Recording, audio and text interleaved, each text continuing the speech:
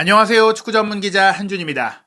맨체스터 시티를 이끌고 있는 세계 최고의 명장 펩 과르디올라 감독이 코리안 가이 한국 선수의 악몽에 시달리고 있습니다. 2023-2024 시즌 UEFA 챔피언스리그 조별리그 마지막 경기에서 황인범 선수가 맨체스터 시티를 상대로 1골 1도움의 맹활약을 펼쳤는데요. 과르디올라 감독은 올 시즌에 한국 선수를 상대로만 무려 3골을 내주는 상황이 됐습니다. 이번 시즌 별들의 전쟁 챔피언스리그 무려 5명의 한국 선수들이 도전했는데요. 조별리그 일정이 모두 끝난 가운데 황인범 선수 맨시티전의 활약은 어땠는지 또 어떤 평가를 받고 있는지 총정리해드리겠습니다. 2023-2024 시즌 UEFA 챔피언스리그 조별리그 일정이 모두 끝났습니다. 김민재 선수가 활약하고 있는 바이에른 뮌헨이 A조 1위로 16강에 진출했고요. A조에서는 맨체스터 유나이티드가 최하위로 탈락하는 충격적 결과가 있었습니다. 코펜하겐이 2위로 16강에 오르는 이변의 주인공이 됐고 갈라타사라이가 3위였고요.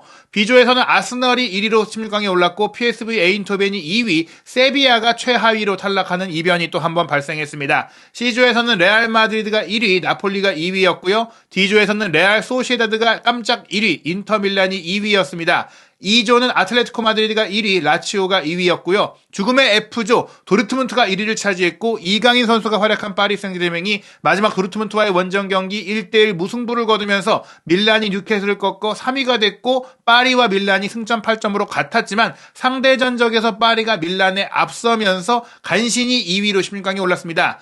16강은 각조 1위와 2위가 맞대결을 펼치기 때문에 바이에른과 파리, 김민재 선수 대 이강인의 맞대결도 펼쳐질 수 있는 가능성이 생겼습니다. G조는 맨시티, 라이프치히, 영보이스 그리고 황인범 선수가 소속된 세르비아의 강호 츠르베나 츠베즈다가 한 조에 속했는데요. 아쉽게도 이제 츠르베나 츠베즈다가 맨시티전 황인범 선수의 활약에도 불구하고 2대3으로 패배했기 때문에 1승도 거두지 못한 채 탈락하고 말았습니다. 하지만 황인범 선수 츠르베나 츠베즈다와의 계약에서 바이아웃 조항을 합의했고 큰 액수가 아니기 때문에 이날 맨시티를 상대로 펼쳐보인 활약을 통해서 프리미어리그 팀들이나 유럽 빅리그 팀들의 충분한 관심을 받을 수 있는 본인의 쇼케이스를 확실하게 보여줬다고 할 수 있습니다. 맨시티가 1위, 라이프치히가 2위였고요. H조는 바르셀로나가 1위, 포르투가 2위인데 셀틱에서 양현준, 오현규 선수가 이제 소속되었지만 아쉽게도 이제 득점포를 가동하지 못하면서 챔피언스리그 일정을 마무리했습니다.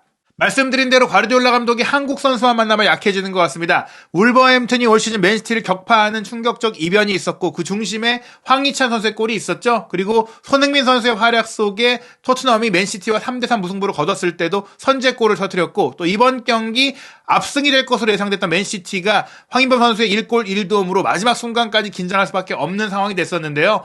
황희찬 선수에 대해서 울버햄튼과의 경기를 앞둔 기자회견에서 순간적으로 이제 이름을 까먹었던 것 같아요. 또 발음도 과르디올라 감독 입장에서는 쉽지 않을 수 있었기 때문에 황희찬 선수가 지금 잘하고 있다는 얘기를 하려고 하다가 That Korean Guy라는 표현을 했었는데 이후엔 확실하게 이제 경기 후 기자회견에서는 황이라고 얘기를 했던 그런 에피소드도 있었죠. 사실 리버풀과의 경기를 앞두고도 소보슬라이의 이름을 잘못 발음하는 등 특별히 뭐 한국 선수를 무시한다거나 이제 아시아 사람들에 대한 비하성 그런 상황은 아니지만 어찌됐거나 이제 과르디올라 감독이 올 시즌 한국 선수를 상대로 또 유독 많이 당하면서 확실하게 이 한국 선수들의 이름을 알게 되지 않았을까 생각이 됩니다. 이날 경기 맨시티가 3대2로 이겼기 때문에 공식 MVP, 공식 플레이어 오브 더 매치는 맨시티 유망주 공격수 밥이 선정이 됐는데요. 밥 선수가 뭐 이날 인상적인 기술을 보여주기도 했고 또 골도 넣고 페널티킥도 얻어내면서 맹활약을 펼쳤죠. 사실 맨시티가 이미 5승으로 16강 진출을 확정을 한 상태였고 뭐 이번 경기도 승리하면서 6전 전승으로 16강에 올랐기 때문에 이번 경기는 대대적인 로테이션을 가동했어요. 유스팀 선수들을 뭐 선발 출전시키는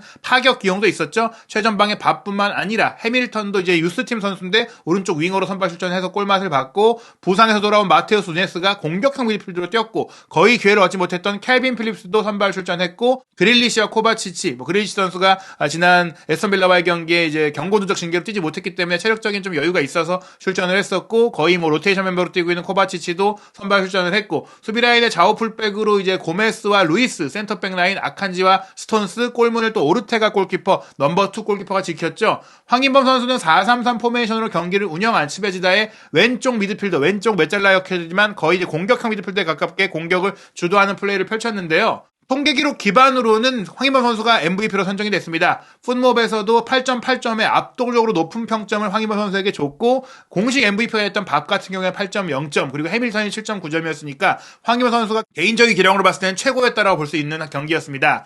소파스코어에서도 황인범 선수에게 평점 8.4점을 줬고 공식 MVP였던 오스카 밥은 7.6점, 마이카 해밀턴이 7.4점이었기 때문에 거의 모든 매체들이 황인범 선수에게 최고였다라고 평가를 했습니다. 후스코어드닷컴도 황인범 선수에게만 유일하게 평점 8점을 부여하면서 경기 최고의 선수 스타맨이라고 선정을 했는데요. 이러한 평가들은 주관적인 현장 취재 기자들의 평가도 마찬가지였어요. 영국의 스카이 스포츠도 플레이어 오브 더 매치는 마이카 해밀턴, 맨시티 선수에게 줬지만 이는 경기 결과 때문이었고 즈베즈다의 황인범 선수도 평점 8점 받았거든요. 밥과 해밀턴, 황인범 이 3명만 8점을 받았기 때문에 개인적인 경기력과 평가에 있어서는 황인범 선수가 이번 경기 분명히 으뜸이었다고 볼 수 있겠습니다. 이러한 활약은 기록으로 드러나는데요. 물론 1골 1도움을 올렸던 공격 포인트가 결정적이기도 했지만 일단 득점을 올린 상태에서의 기대값도 0.26골, 26% 정도의 확률밖에 안 되는 상황에서 본인의 능력으로 골을 넣은 것이고요. 즈베지다 선수들이 사실 경기를 밀리는 상태였지만 48회나 볼터치를 가져가면서 35번의 패스 연결 중에 28개가 정확하게 연결되며 80%의 패스 성공률, 공격적인 플레이를 하면서 높은 패스 성공률을 기록을 했고 키패스도 무려 5개였어요. 1개의 어시스트를 기록하긴 했지만 더 많은 어시스트를 기록할 수도 있는 경기였고 크로스 2회, 롱볼 5번 시도를 했고 빅찬스도 한번 만들어주면서 다양한 패스를 통해서 공격을 전개했고 또 한 골을 넣었다고 말씀드렸는데 단 하나의 슈팅을 또 골로 연결하는 놀라운 그 정확성을 보여줬습니다. 맨시티 선수들과의 볼 경험에서도 6번 중에 3번 승리할 정도로 50%의 확률을 통해서 피지컬 싸움에도 밀리지 않았고요. 태클 2번, 가로채기 1번 등 수비적인 가담도 잘했고 파울도 한 차례 얻어냈습니다.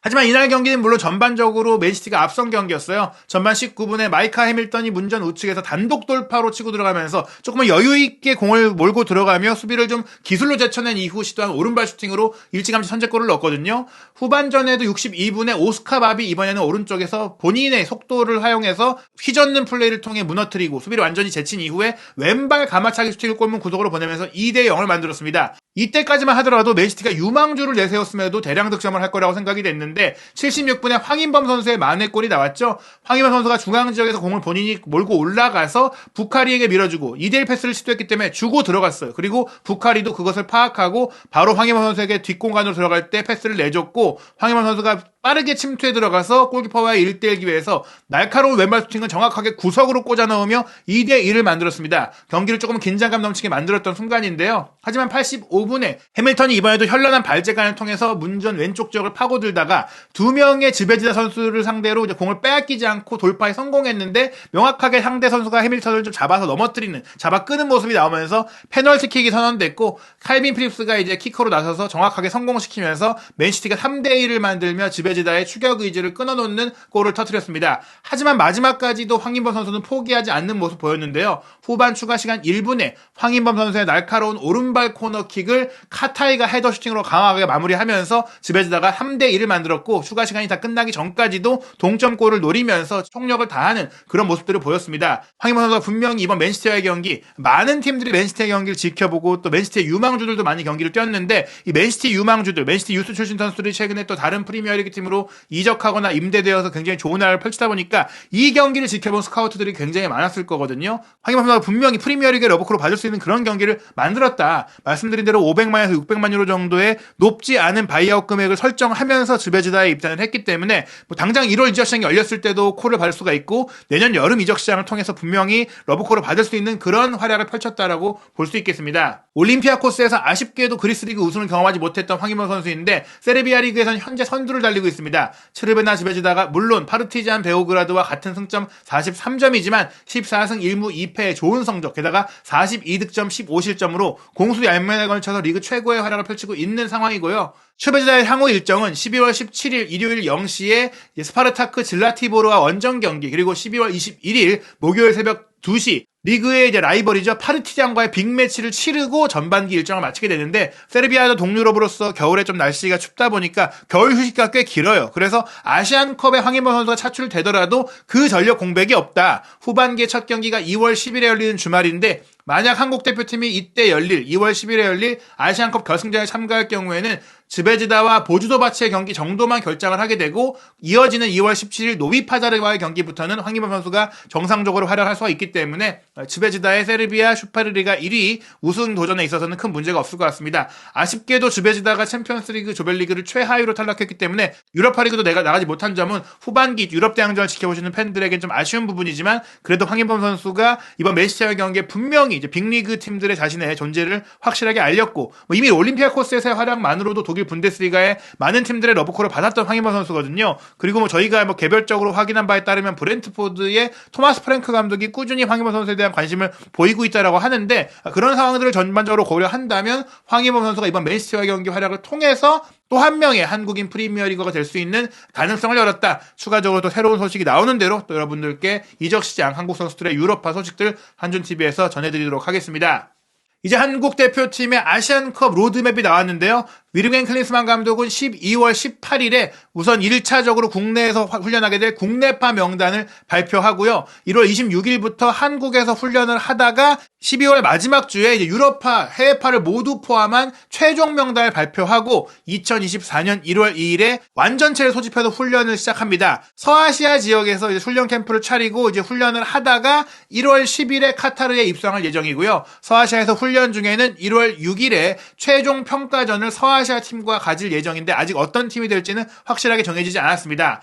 한국 대표팀의 아시안컵 일정 조별리그 살펴보면요. 1월 15일 저녁 8시 30분에 바레인과 첫 경기를 치르고 1월 20일 저녁 8시 30분엔 요르단과 2차전, 1월 25일에는 한국 대표팀의 전력강화위원장이었죠. 벤투 감독을 선임했고 한국 축구에 큰 역할을 했던 김판곤 감독이 이끌고 있는 말레이시아와 조별리그 마지막 경기 치릅니다. 한국과 말레이시아가 함께 심각하게 오를 수 있는 그런 결과가 됐으면 좋겠는데요. 그 이후 이제 2월 10일까지 결승전까지 일정이 이어지고 그 다음 한국 대표팀의 일정은 3월로 예정된 태국과의 2026 북중미 월드컵 아시아 2차 예선의 연속 경기입니다. 6월에 싱가포르 중국과의 경기까지 치르고 이제 아시아 3차 예선전으로 돌입하게 될 텐데요. 한국 대표팀 2024년에 60년 넘게 이루지 못한 아시안컵 우승을 이룰 수 있을지 그 어느 때보다 유럽파들의 활약이 뜨거운데 이미 손흥민 선수를 중심으로 황희찬, 김민재, 조규성, 이강인 많은 유럽파 선수들이 지금 맹활약을 하고 있잖아요. 황인범 선수까지도 이번 맨시티전 활약을 통해서 자신감을 끌어올렸고 또 본인의 능력을 확실하게 보여줬기 때문에 한국 대표팀의 아시안컵 우승에 대한 기대감이 점점 더 커지고 있습니다. 클린스만호 그리고 캡틴 손흥민 선수가 이끄는 한국 대표팀의 아시안컵 도전의 모든 이야기도 한준TV에서 확인하시기 바랍니다.